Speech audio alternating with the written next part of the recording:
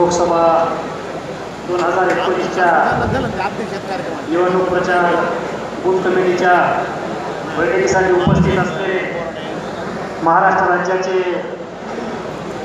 विधान परिषदेचे विरोधी पक्षनेते आणि राष्ट्रवादीचे बुलंदतोफ आदरणीय धनंजयरावजी मुंडे साहेब, या कार्यक्रमासाठी आवर्जून उपस्थित असलेले दुसरे मार्गदर्शक या राज्याचे माजी मंत्री आदरणीय प्रकाशदादा सोळंके साहेब, त्या कार्यक्रमासाठी आवर्जून उपस्थित असलेले आमचे नेते केज नगर पंचायतचे नगराध्यक्ष आदरणीय आदित्यदादा पाटील, त्या कार्यक्रमाचे अध्यक्ष आदरणीय अंकुशरावचे अण्णा इंगळे, माजी आमदार सय्यद सलीम साहेब, माजी आमदार उषाताई गराडेताई, आमचे बबन भैया लोमटे, राजाभाऊ आदरणीय माजी आमदार साठे साहेब, या कार्यक्रमासाठी उपस्थित असलेले आमच्यासोबत आलेले सर्व नगरसेवक, पशुपतीनाथ दांगड, त्याच पद्धतीनं उपस्थित असलेले सर्व मान्यवर, बीड लोकसभेचे काँग्रेस आणि राष्ट्रवादी काँग्रेस पक्षाचे अधिकृत उमेदवार आदरणीय बजरंग बाप्पा सोनवणे आणि या परिसरातून उपस्थित असलेल्या बूथ कमिटीच्या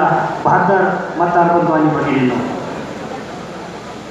आजच्या या काँग्रेस आणि राष्ट्रवादी काँग्रेसच्या बूथ कमिटीच्या मेळाव्यामध्ये उपस्थित आपण आदरणीय बजरंग बाप्पाच्या प्रचाराचा शुभारंभ करण्यासाठी उपस्थित आहोत. असं म्हणलं तर वावगं ठरणार नाही, कारण एवढी प्रचंड मोठी बूथ कमिटीचा मेळावा आता सगळ्या मार्गदर्शकांनी सांगितला. कालपासून परवापासून अंकुशांना बरेच जण म्हणले त्या बूथ कमिटीच्या मेळाव्याला राहुल सोनवणे कसं काय येतील, आदित्य पाटील 100% गैरहजरच राहतील. पण आमच्या आईचा आदेश येऊन आला की आम्ही कुठला पक्ष बघत नाहीत, आम्ही कुठला धर्म बघत नाही. जे काँग्रेस पक्षाचा आघाडीचा आदेश आमच्या नेते आदरणीय खासदार रणजितभाई पाटलांनी सांगितलं की आपल्याला आघाडीचा धर्म पाळायचा. हे निवडणूक काही ग्रामपंचायतची नाही, सोसायटीची नाही किंवा जिल्हा परिषदेची नाही. ज्या ज्या वेळी जे जे झालं त्या त्यावेळी त्या त्या पद्धतीनं झालं. कधी कुणाची भीती म्हणून नाही, ज्या ज्यावेळी करायचं त्या त्यावेळेस उघडपणे केलं. परंतु यावेळी काँग्रेस आणि राष्ट्रवादी काँग्रेसचा आघाडीचा धर्म पाळायचा आदेश आम्हाला हिमाचल प्रदेशातून आमच्या नेत्या खासदार रणजितभाई पाटलांनी दिलेला. आदरणीय नेते धनंजय मुंडे साहेबांना माहीत आहेत सगळ्या गोष्टी.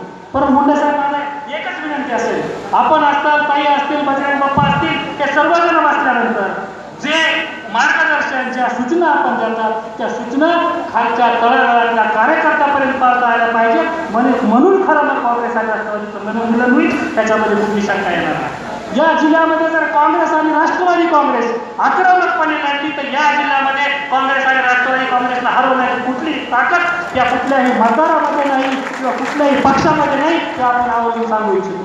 आपण गेली 5 वर्ष बघितलंय, गप्पा मारून थापा मारून हे नमो नमो सरकार बघितलेलं आहे. मराठीमध्ये एक म्हण आहे, भांडतं असावं पण बुडतं नसावं. आपण भांडू, काँग्रेस भांडो, राष्ट्रवादी भांडो, पण आपण सगळेच बुडणार असेल तर किती दिवस भांडायचं. आपण बघितलं गेली राजाभाऊ अवतारे, जिथं बबन भाई साठे साहेब गेलं मागच्या पंचवार्षिकमध्ये ट्रेनमध्ये आपली एकदा सुद्धा ट्रेन झाली नाही, म्हणजे मुंबई यायचं कामच राहिलेलं ना. हे जर सगळं संपणार असेल, ज्या दिवशी आपलं अस्तित्व संपणार असेल, तर आपण कशासाठी भांडायचं हा सगळ्यात प्रामुख्याने प्रश्न आहे. म्हणून आपण सर्वांनी ठरवलं पाहिजे, प्रामाणिकपणे ठरवलं पाहिजे, या देशाचे राहुल गांधींना पंतप्रधान करण्यासाठी. राहुल गांधी सारखा एक प्रामाणिक माणूस, आदरणीय आमच्या नेत्या सोनिया गांधी असतील, आदरणीय प्रियंका गांधी असतील, यांचे हात बळकट करण्यासाठी या काँग्रेस कमिटीचा हे देशावर ध्वज फडकवण्यासाठी आणि आदरणीय नेते शरदचंद्र पवार साहेब आणि आदरणीय राहुलजी गांधी यांचं नेतृत्व बळकट करण्यासाठी सर्व गोष्टी विसरून आपण कामाला लागलं पाहिजे आणि बजरंग बाप्पा सारख्या एक सर्वसामान्य कुटुंबातून आलेल्या उमेदवाराला प्रचंड मताने निवडून दिलं पाहिजे.